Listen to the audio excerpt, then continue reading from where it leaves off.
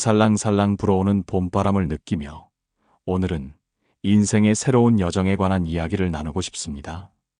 퇴직을 앞두고 계신 분, 이미 은퇴하신 분, 혹은 제2의 인생을 준비하시는 분들, 이 시간을 함께 하시는 여러분들께서는 어쩌면 작은 두려움과 설렘이 교차하는 순간을 보내고 계실지도 모르겠습니다. 하지만 우리의 인생에서 지금이야말로 가장 아름다운 계절이 아닐까요? 비로소 나 자신을 돌아볼 수 있는 여유가 생겼으니까요. 이제는 하고 싶었던 일들을 하나씩 시작할 수 있는 자유로운 시간입니다. 마치 농부가 오랜 시간 땅을 일구고 씨를 뿌린 후에 풍성한 결실을 맺듯이 우리도 그동안의 삶에서 얻은 지혜와 경험으로 더욱 풍요로운 시간을 만들어갈 수 있습니다. 오늘은 여러 분야의 전문가들이 전해주는 귀중한 조언들을 통해 앞으로의 30년을 어떻게 더 행복하고 의미 있게 채워나갈 수 있을지 함께 이야기 나눠보려 합니다. 커피 한 잔의 여유를 즐기듯 편안한 마음으로 함께 해주시기 바랍니다. 첫째, 건강이 곧 자본입니다. 따스한 햇살이 비치는 아침, 서울 올림픽 공원 둘레길에서 만난 김민수 씨의 하루는 걷기로 시작됩니다. 40년 동안 회사에서 영업부장으로 일하면서 늘 아침은 바쁘게 시작했지만 지금은 여유로운 발걸음으로 하루를 맞이합니다. 처음 퇴직했을 때는 걷기는커녕 계단 한 층을 오르내리는 것도 힘들었다고 합니다. 야근과 회식으로 가득했던 일상 속에서 운동할 시간은 늘 부족했고 건강검진은 늘 다음으로 미뤄왔기 때문이죠. 그러다 등산 모임에 나갔던 날 숨이 차고 관절이 아파 한 발짝도 움직이기 힘들었던 경험이 전환점이 되었습니다. 이제는 매일 아침 공원을 걸으며 단풍이 물들어가는 모습도 보고 봄꽃이 피어나는 광경도 감상합니다. 처음에는 공원 한 바퀴도 힘들었어요. 그래도 하루하루 조금씩 늘려가다 보니 어느새 2바퀴, 3바퀴, 지금은 1시간 정도는 거뜬히 걸을 수 있게 되었죠. 걷다 보면 새소리도 듣고 같은 시간에 산책하시는 분들과 인사도 나누게 되더라고요. 의학 전문가들은 입을 모아 이야기합니다. 50대와 60대야말로 건강관리의 골든타임이라고요. 매일 30분 이상 걷기만 해도 심혈관 질환의 위험을 크게 줄일 수 있답니다. 가벼운 근력 운동으로 근감소증도 예방할 수 있고요. 이제는 김 씨의 아침 식탁도 달라졌습니다. 과일과 채소를 더 많이 먹고 적당량의 단백질도 챙깁니다. 1년마다 정기적으로 건강검진도 받고 있죠. 건강해야 하고 싶은 것도 할 수 있고 보고 싶은 것도 볼 수 있더라고요. 젊었을 때는 건강이 곧 자본이라는 말이 와닿지 않았는데 이제야 그 의미를 진정으로 이해하게 됐습니다. 봄날의 꽃처럼 우리의 건강도 매일매일 정성스레 가꾸어야 합니다. 오늘부터 시작해보는 건 어떨까요? 가벼운 발걸음으로 시작하는 산책, 층간소음 걱정 없는 스트레칭, 베란다에 작은 텃밭 가꾸기. 우리의 건강한 일상은 이런 작은 실천에서 시작됩니다. 둘째, 재무 설계는 선택이 아닌 필수입니다. 창가에 앉아 따뜻한 차를 마시며 통장을 들여다보는 이영희 씨의 얼굴에 잔잔한 미소가 번집니다. 매달 들어오는 연금으로 소소하지만 확실한 행복을 누리고 있기 때문입니다. 처음부터 이렇게 여유로웠던 건 아니에요. 퇴직 후 받은 퇴직금을 자녀 결혼자금으로 모두 써버렸거든요. 그때는 부모된 도리를 다 한다고 생각했는데 얼마 지나지 않아 생활이 빠듯해지더라고요. 당장의 생활비를 벌기 위해 시작한 파트타임 일이 3년째 이어졌고 취미생활은 꿈도 꾸지 못했답니다. 그러다 우연히 참석한 재무설계 강좌가 전환점이 되었습니다.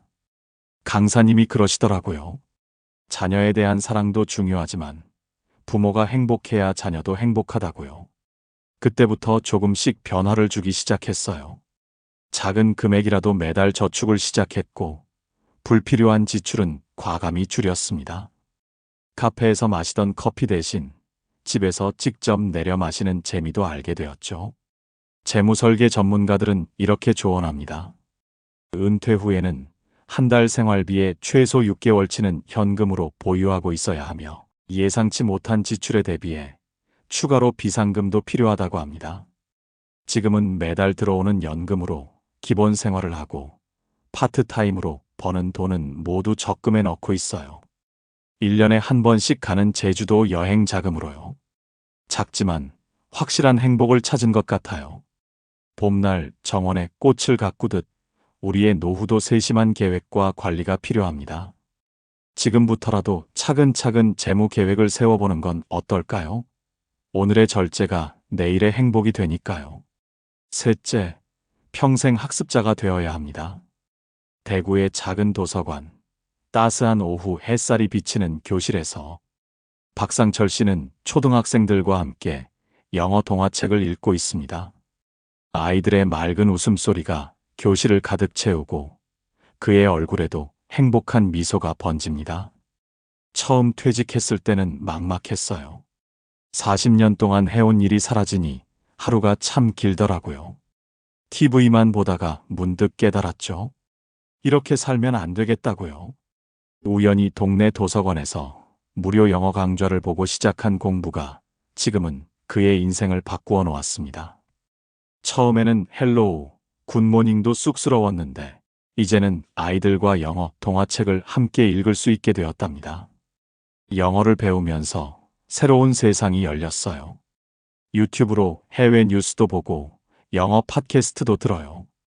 젊었을 때는 바빠서 못했던 공부를 이제야 하니 더 재미있더라고요.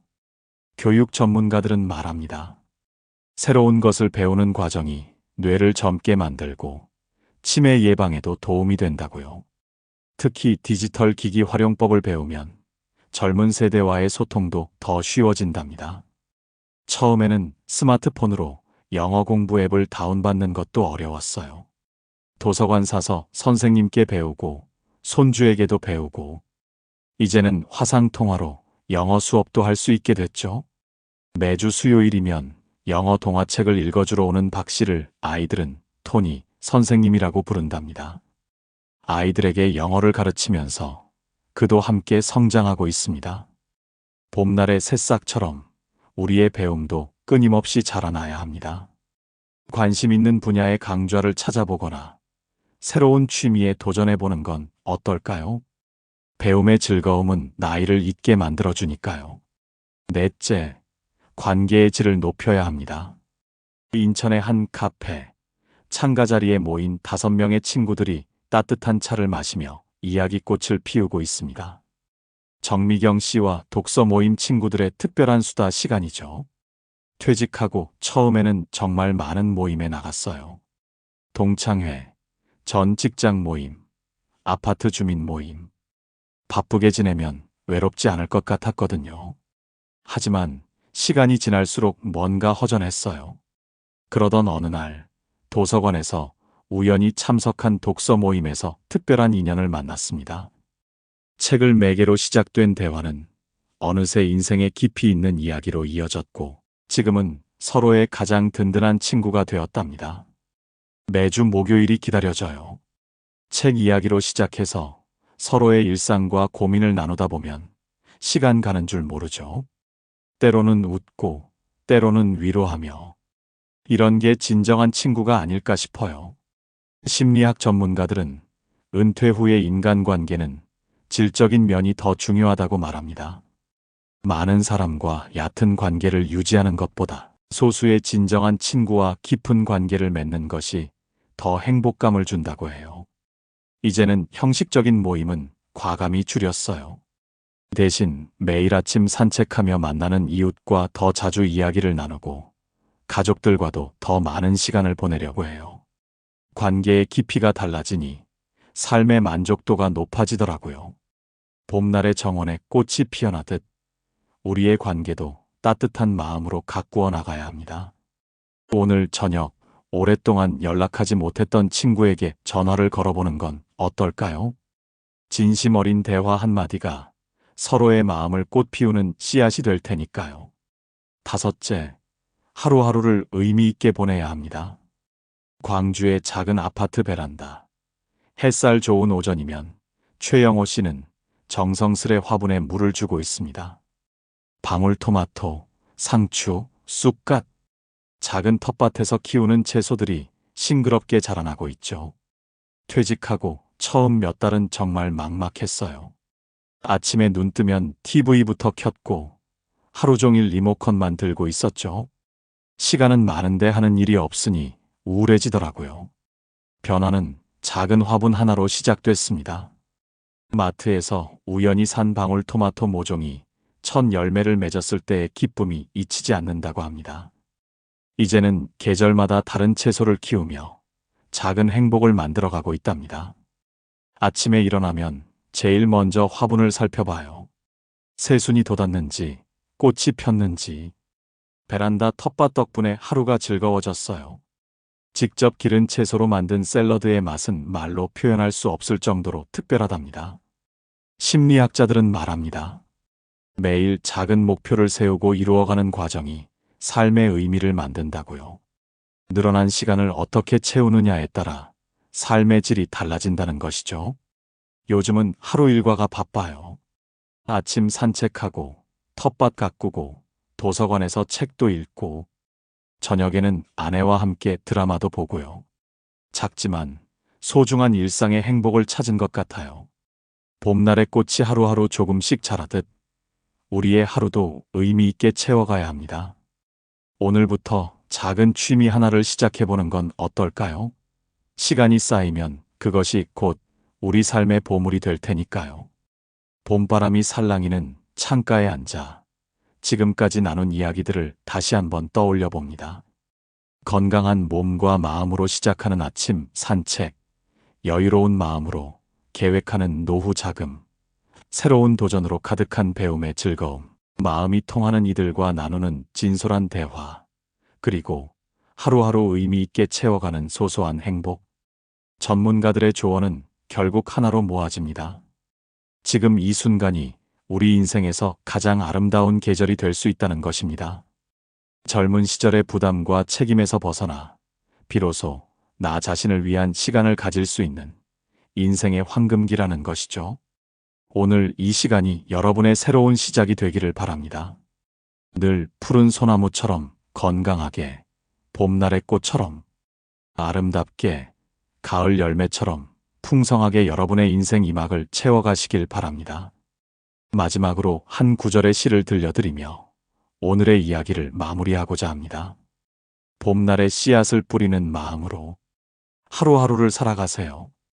때론 힘들고 지칠 때도 있겠지만 그 모든 순간이 우리를 빛나게 만드는 시간입니다. 자신을 사랑하는 마음으로 천천히 그러나 끊임없이 새로운 꿈을 키워가세요. 당신의 인생에서 가장 아름다운 계절이 지금 시작됩니다. 감사합니다.